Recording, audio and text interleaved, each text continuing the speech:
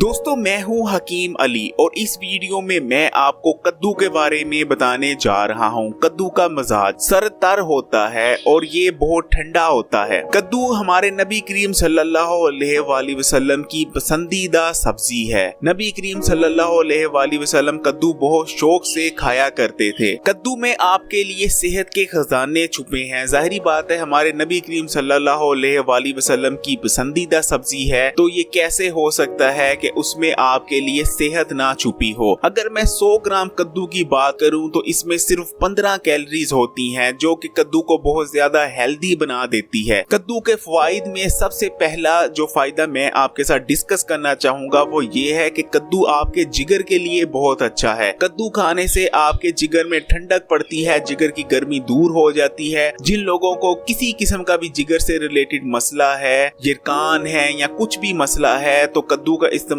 कसरत से करें। इंशाल्लाह जो भी जिगर से रिलेटेड मसला है उसमें रिलीफ मिलेगी। खासकर वो लोग जो यरकान का शिकार हैं वो कद्दू को बाकसरत इस्तेमाल करें, इंशाल्लाह सेहतयाबी मिलेगी। कद्दू आपके मैदे के लिए भी बहुत बेहतरीन है। कद्दू खाने से मैदे की गर्मी दूर होती है। कद्दू भूख लगाता है। जिन लोगों को भूख नहीं लगती उनको कद्दू का इस्तेमाल करवाया जाए, इंशाल्लाह कुछ दिन में बेहतरीन भूख महसूस होगी। और जो शख्स पहले खाना नहीं खाता था, जिसको ठीक तरह से भूख नहीं लगती थी, वो यकीन माने घर में सबसे ज्यादा खाना मांग कर खाया करेगा। कद्दू आपके हाजमे के लिए बहुत अच्छा है। जिन लोगों को हाजमे से रिलेटेड मसला है वो भी कद्दू खाएं, हाजमा दुरुस्त करता है। बेहतरीन चीज है कद्दू मैदे के लिए। जिन लोगों को पेशाब में जलन होती है वो भी कद्दू का इस्तेमाल करें, इंशाल्लाह पेशाब में जो जलन होती थी, जलकर पेशाब आता था, ये मसला सोल्व हो जाएगा। और अब मैं बात करूंगा खासकर उन मरीजों के लिए जो हाई ब्लड प्रेशर के मर्ज में मुब्तला हैं। तमाम ऐसे मरीज जो हाई ब्लड प्रेशर के मर्ज में मुब्तला हैं, मुख्तलिफ अद्वियात इस्तेमाल करते हैं, लेकिन ब्लड प्रेशर है कि कंट्रोल में आने का नाम नहीं लेता, वो कद्दू का इस्तेमाल एक हफ्ते में 2 से 3 बार लाजमी कर लिया करें। आगे चल के मैं आपको कुछ नुस्खा जात भी बताऊंगा कद्दू के। अगर वो कद्दू का इस्तेमाल जारी रखते हैं तो इंशाल्लाह हाई ब्लड प्रेशर के मसले में बहुत ज्यादा रिलीफ मिलेगी। हाई ब्लड प्रेशर जो कंट्रोल में आने का नाम नहीं लेता था, इंशाल्लाह वो कंट्रोल में रहेगा। एक चीज मैं बताते चलूं, मैं पिछली कुछ वीडियो से आपको बताता चला आ रहा हूं कि हाई ब्लड प्रेशर खामोश कातिल है, आपको पता भी नहीं चलता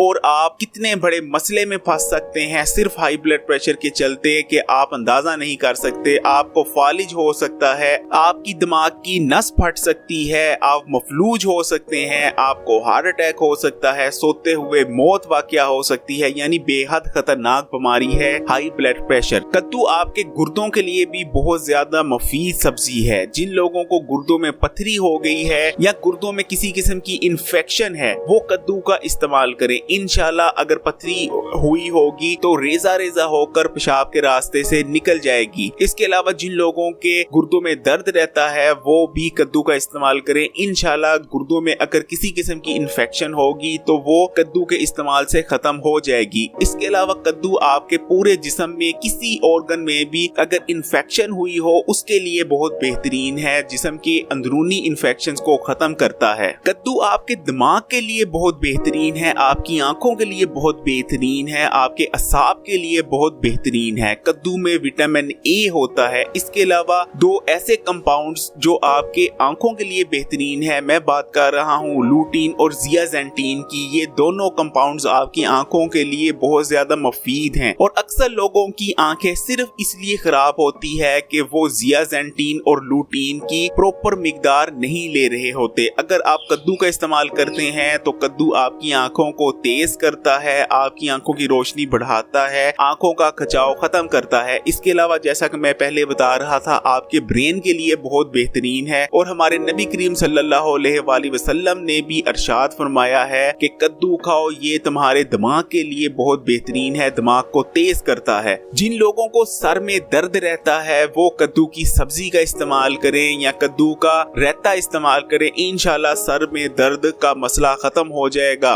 अब मैं आपको कद्दू के इस्तेमाल के कुछ तरीका जात बताने जा रहा हूँ। अगर मेरे बताए हुए तरीका जात के मुताबिक कद्दू इस्तेमाल करते हैं तो कद्दू से आप भरपूर फायदा हासिल कर सकते हैं। देखिए हमारे नबी करीम सल्लल्लाहु अलैहि वसल्लम कद्दू का सालन बहुत पसंद करते थे। कद्दू अगर गोश्त में पक्का हो तो नबी करीम सल्लल्लाहु अलैहि वसल्लम बहुत पसंद किया करते थे। इसलिए सबसे बेस्ट तरीका तो ये है कि कद्दू गोश्त बनाकर खाया जाए। गोश्त की पूरी ग़िज़ाइयत आपको मिलती है और ये ठंडा भी होता है। इसके अलावा दूसरा जो बेस्ट तरीका है मैं रिकमेंड करता हूँ वो है कद्दू का रायता बनाकर खाया जाए। आपने क्या करना है, दही लेना है, दही को अच्छी तरह बीट कर लीजिए, फेंट लीजिए। उसके बाद कद्दू लेकर उसको आपने बॉयल कर लेना है, कद्दू को गला लेना है और कद्दू को टुकड़ों में काट लेना है। और यहाँ आप कद्दूकश करके भी कद्दू को उबाल लीजिए, यानी कद्दूकश पहले कद्दूकश कर लीजिए कद्दू को, उसके बाद बॉयल कर लीजिए और उसके बाद दही में शामिल किया जाए और एक रायता बनाया जाए कद्दू और दही का। इसके बाद उसके ऊपर से कुछ काली मिर्चें इसमें शामिल की जाएं। ये रायता अगर इस्तेमाल करते हैं तो बेहतरीन रहता है। ये रायता आपके दिल, दिमाग, आंखों और पूरे जिस्म को तवानाई देता है। इसके अलावा बहुत ठंडा है, ब्लड प्रेशर के मरीज इसको इस्तेमाल करें। अगर आप इसके ऊपर थोड़ी काली मिर्चें भी शामिल कर लें तो ना सिर्फ इसका जायका बढ़ता है बल्कि इसकी जो अफादियत है वो और ज्यादा बढ़ जाती है। जिन लोगों को ब्लड प्रेशर रहता है ये रायता उनके लिए बहुत ज्यादा मुफीद है। इसके अलावा जिन लोगों को गुर्दों के मसाइल रहते हैं या पेशाब जल कर आता है वो भी ये रायता इस्तेमाल करके फायदा हासिल कर सकते हैं। कद्दू के इस्तेमाल का एक और तरीका जो बहुत ज्यादा मुफीद रहता है वो ये है कि कद्दू का जूस तैयार कर लिया जाए। दो तरीकों से आप कद्दू का जूस निकाल सकते हैं, या तो आप जूसर का इस्तेमाल करते हुए कद्दू का जूस निकाल सकते हैं, या दूसरा तरीका जो रवायती है आमतौर पर हमारे घरों में इस्तेमाल किया जाता है वो ये है कि आपने कद्दूकश ले लेना है और कद्दू को कद्दूकश कर लेना है। उसके बाद इसके ऊपर आपने काला नमक छिड़क देना है और 15 से 20 मिनट आपने पड़े रहने देना है। उसके बाद मलमल का कपड़ा या कोई भी साफ कपड़ा लेकर उसमें कद्दू